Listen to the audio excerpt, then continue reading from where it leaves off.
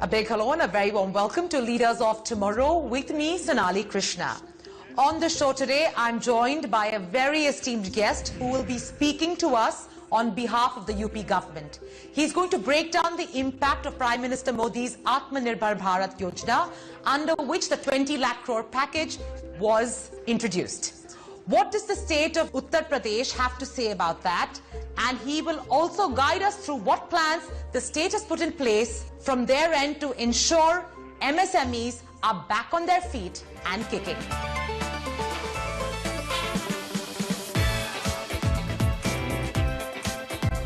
Please welcome on the show Sidharth Nath Singh, the Cabinet Minister of Uttar Pradesh.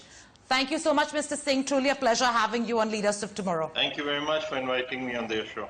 Mr. Nath, let me first start with, really getting the UP view on what you made of the big package that was announced by the Prime Minister and the details of which, are being explained by the Finance Minister. What's the state view on the big relief package? Let me add here that yes, what was detailed by Finance Minister yesterday, particularly related to MSME, and this is something which the Prime Minister had also indicated. Sure. This is certainly a kind of a game changer for the MSME sector, and certainly it will help in strengthening the MSME sector, which definitely becomes the backbone of any manufacturing country.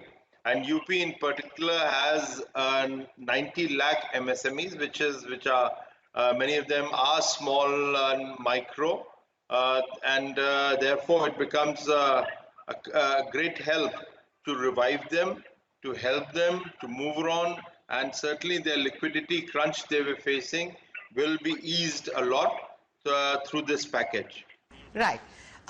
Let me first come to, the MSME new definition that the Finance Minister has really talked about. Are you in agreement with this new definition? And in your opinion, what will this new definition really enable for the MSME sector? In my interactions with the MSME Minister, Mr. Gadkariji, we had made a request that this definition needs to be changed. The old definition needs to be changed to the new one, and I'm very happy that they have accommodated. This will certainly help many of the industry or the manufacturing or the services sector to come under the MSME umbrella. And since they come under MSME umbrella, they are in a position to avail many of the benefits with the MSME sector or the policies can give, both by the state and both by the central government. Certainly it's a welcome step and something which we, or I would say as a MSME minister and many of our MSME association were looking forward, and they all are very pleased with this change in the definition. Right. There are a lot of concerns regarding the revival of the MSME sector, which is understandable. One of it is really the migrant labor. Would you agree that what is currently most important would be reverse migration? Well, as far as UP is concerned, we are very happy that the migrant labor are coming back to UP. The reason is because MSME, whenever we thought of building our industry or the ancillary units, we always lacked the skilled labor. And generally, the reason is because nobody in the state had earlier, before Mr. Yogi Adityanath ji came as the Chief Minister, had bothered about strengthening the manufacturing or creating a MSME hub in Uttar Pradesh. And therefore, there was always a tag which comes with the Eastern UP or the Eastern India, and UP definitely becomes a part of that, there is a migration of labor. So therefore, the migrant labor belong to Eastern India, and UP Bihar were taking the lead. Now with all these laborers who are coming, quite of them are skilled, some of them are semi-skilled, and this will add on to the skill force or the human resources of the state, where through our different policies, we are actually promoting manufacturing and even the MSME, making MSME hub in Uttar Pradesh. So many things are being done by the UP government. So all this will complement with the migrant labor who are coming back, and they are a welcome. They add to our strength, and HR is, I would always say, that is a huge strength for building any manufacturing activity or the service sector in any state, and this will go a long way in building up a GDP. I'm glad you brought that up, Mr. Singh, which really brings me to my next question. Given that, the number of laborers are returning home, and UP, really, we have so many migrant laborers across India, and they're all returning home. And we've also seen, the Chief Minister of UP amend a lot of labor laws favoring employers. How will lakhs of migrant workers who are returning back to UP, how will they be protected? Well, try and understand. I don't see why you all read it very differently. And perhaps you haven't seen the ordinance, the points which are mentioned in the ordinance. There's no way that laborers are on the negative side with this ordinance. And their minimum wage is protected, the number of hours is protected, and the bonded labor rules are protected. As far as the safety and security rules are there, they are applicable. Whatever is required for their pensions and all is also protected. As far as the gratuity and bonus are concerned, the government has moved away. It is very much flexible between the employer and the employee. And as far as the government, what we have, there are things which were stipulated, like going to the Labor Commissioner's office, reporting, a format of remote reporting. You cannot hire a contract labor. So all those things have been taken away. It's left to the industry how they wish to deal, and it is between a flexibility between the employer and the employee, rather than being left the government interfering in day-to-day working. So that should be always a welcome. And let me add here, when you have adverse circumstances like we all are facing now, what is most important for a labor? To hold on to the Labor Act, which is outdated, which has killed all the industries of West Bengal and many other states, and hold on to it. Oh, I have something, but don't give them a job, because then the industries are dying and they become jobless. We can't protect their minimum wages. Whereas if the jobs are not there, how you protect minimum wages? So their biggest worry today is whether my job is going to remain. And let me say, not only there, even in your media circle, the biggest worry is whether my job is there tomorrow or not. So even my job, absolutely agreed. So if you can protect, that argument holds far more than relaxing the labor conditions in this country. Industry should run. We should leave between the two to decide. The government has no business where you should not be. And I think it's a very welcome step, and this will improve the investment climate of Uttar Pradesh.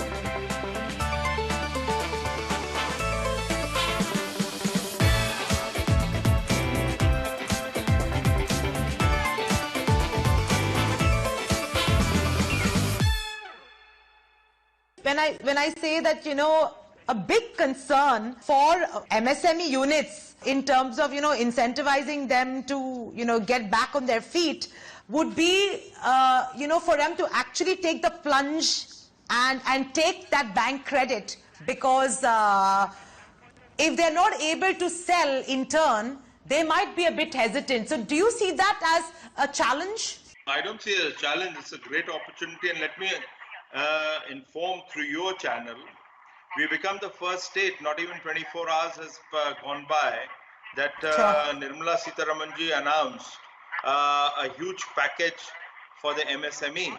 And as of this morning at 10 a.m., our Chief Minister, through online loan mailer with 9 bankers in front of us and 56,754 beneficiaries in the micro and small scale sector. They were disbursed through DBT 2,002 crores of rupees of worth loan today has been disbursed. And this has certainly happened because we were processing them.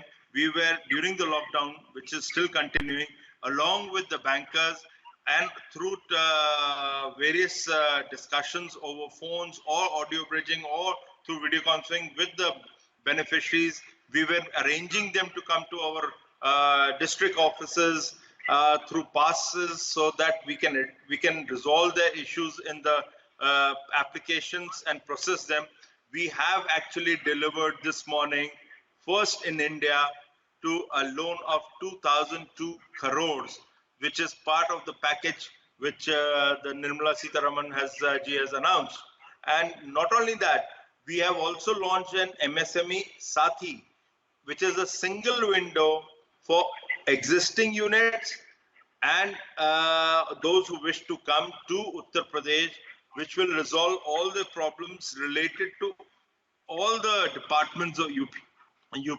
So it is an opportunity for us. Sure. Mr. Singh, supply chain, a critical issue, as you would be in agreement. What e-link initiatives is the Uttar Pradesh government thinking of in the absence of trade fairs of MSMEs? Well, one is the existing supply chain, which has, for the SMEs. We have been in constant touch with other states also, wherever we have found difficulty in the raw materials and all to be brought into Uttar Pradesh or movement of the transport. I think all those issues are more or less getting resolved, and hardly there are any. And with the, I think, exit of lockdown 3 and lockdown 4 coming in, as far as what we are looking as is, we have started engaging, where again it falls as I've got another hat, which is the investment minister. And I've already started engaging with various business council in various countries of where we can bring in investment. But at the same time, we are conscious that if you bring in investment, there are two sides to two more activities to be done. That is the industrial reforms or the sectors where we are interested to bring investment. Those reforms are brought in. The policies are tweaked, which is competitive not only domestically but let me say with Southeast Asia. So we are working couple of areas like labor was required. We did it. We have already brought in the warehousing and logistic. Electronic is on the anvil. So we are bringing one by one. Hopefully by 31st of April, we should be through with all this. And at the same time, we are engaging with various countries where MSMEs or the SMEs are strong, but they have high technology also available with them in their MSMEs. So with those countries we are engaging, and once the lockdown is over, we will be flying our people or their people will be coming in particular industries, so that we are able to not only bring a supply chain within India, but globally UP becomes an important supply chain, part of the supply chain. And I would say we would be promoting certainly Make in India, but with a little stamp saying Make in UP. Sure, absolutely couldn't agree with you more. Hopefully it is advantage India. But having said that, competition is always a good thing. So if I had to ask you, why do you think UP is the best poised in terms of attracting global monies, as well as being the best manufacturing hub within India? What would you say? Well, one, amongst the state, We are the largest state in the country. We have a population or a consumer population of 230 million people.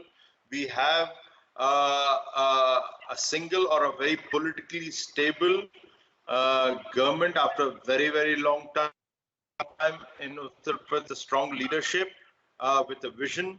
We introduced number of policies, industrial policy and 21 sectoral policies in 2017. With the time, we are already started reforming or tweaking those policies to be competitive, not only in India, but with Southeast Asia. Then yeah, we still hold certain advantages, particularly when we look at the proximity of to Delhi, NCR, with a new airport, that is the Jewar airport, which is already coming in and it will be running in next 2.5 years, and with the length and breadth of expressways, with freight corridors, east and west, both crisscrossing. So I think there are many advantages that UP can offer. So UP can and should be a good destination for attracting. We are the first to introduce single window. So there's, and let me also add lastly, that for any big industry to come, you need anchor industries. With 90 lakh MSMEs, you certainly become a bigger attraction because you have an ancillary hub. Right. Before I let you go, Mr. Singh, let me ask you, in your view, to ensure demand creation, because that will be an equally important exercise that would be required of all state governments and, of course, from the center as well, because we've seen we're fearing a major demand contraction. Do you think the government should reduce GST? And that might be a great measure to actually create some amount of demand? Well, I think the government is conscious that more money should be given or left in the pockets of the individual, because that needs to, if the spending goes up, then the market is revived. And as far as I think UP is concerned, we are quite lucky that still 70% of our market is agro or agrarian economy, and that won't be there for many of the states which have been the manufacturing states like Gujarat, Maharashtra, Karnataka, down south. They are not agrarian states, largely or comparable to Uttar Pradesh. We are in a position to revive through our rural industry a consumerism base. So therefore, Uttar Pradesh becomes a big support for India and also for for Uttar Pradesh as far as the consumer market is concerned. So this will add to the purchasing power. This will add to the market size. So all those things put together, I feel government is doing a great job. Central government, we are there to support, and I would love to say UP would and is the backbone as far as the economic revival of India is concerned. And your one surety to MSMEs in UP, what would that be? You have kept faith with the government. You please keep on with the government, keep faith in the government, both the state and the center. We are there to help you, and we will handhold you. And I'm sure the crises are still not over, but we will be in a position to help you more and more as the time passes. But I'm sure you will come out, and we will fight it out together. So keep faith in UP government and the central government. Well, on that note, thank you so much, Mr. Singh. Truly a pleasure having you on Leaders of Tomorrow and hearing your insights. All the very best for Uttar Pradesh actually overcoming these tough and trying times, and hopefully the vulnerable sectors will be taken care of. Thank you so much for joining us.